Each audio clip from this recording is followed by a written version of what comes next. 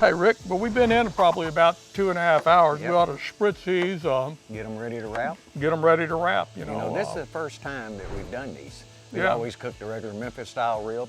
We've done the Italian rib.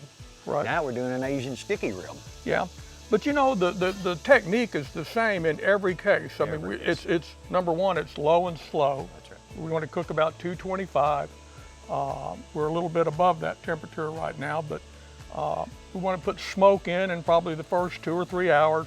Not a whole lot though, because we're just trying a different rib this time. It's a different rib. And you know, we're spritzing these ribs about every hour, every 30, 45 minutes. You know, with the rice in it, Yeah. the soy sauce.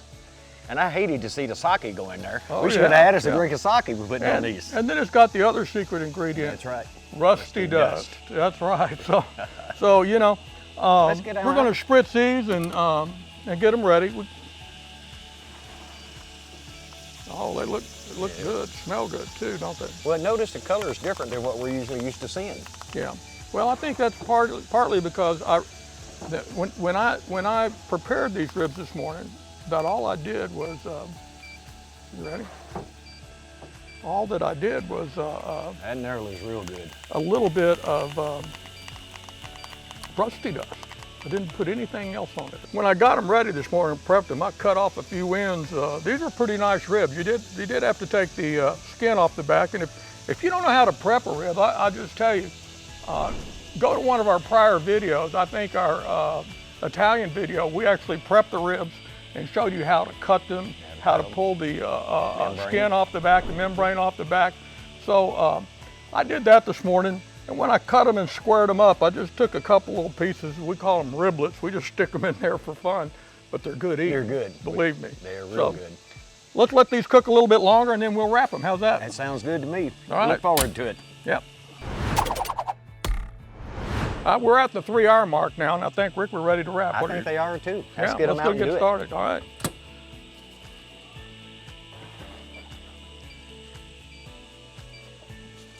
Oh, it looks great, man. it. Well, it looks real good, We'll doesn't it? spritz that just a little bit. Color looks good.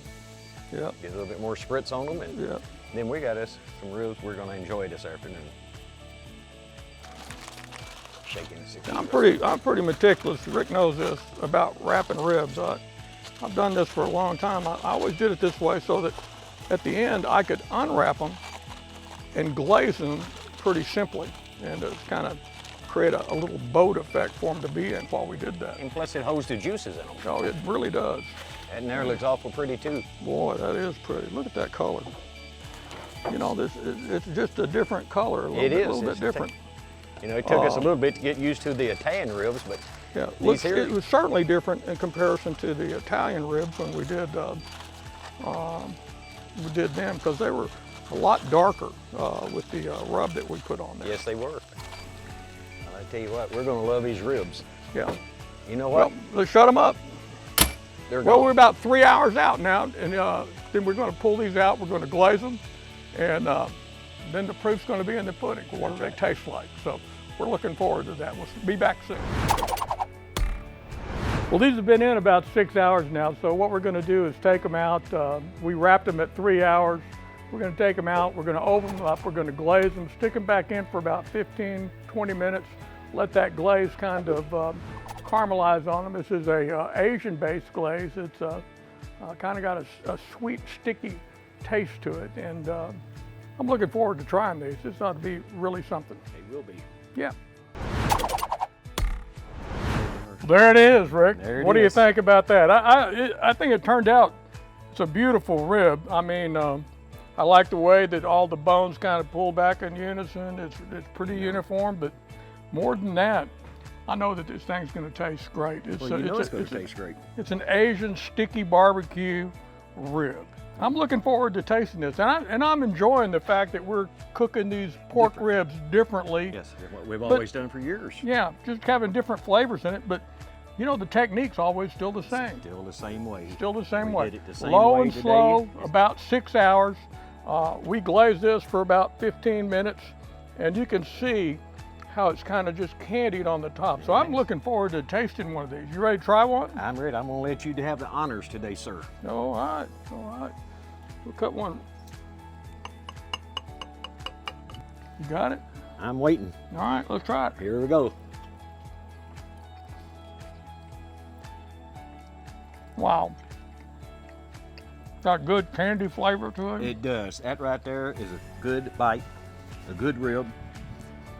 Everything is just going good with these ribs today. Yep. Well, here's my advice.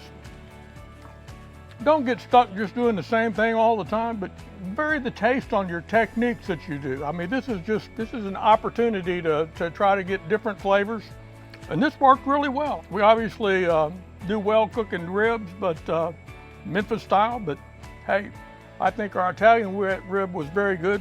This rib right here is delicious. It is. And I think you'll like it.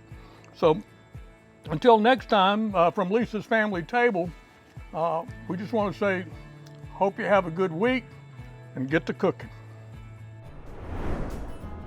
Don't forget to like, subscribe, and ring that bell so you can get notification of our upcoming videos. We post every Thursday and you won't want to miss a single video.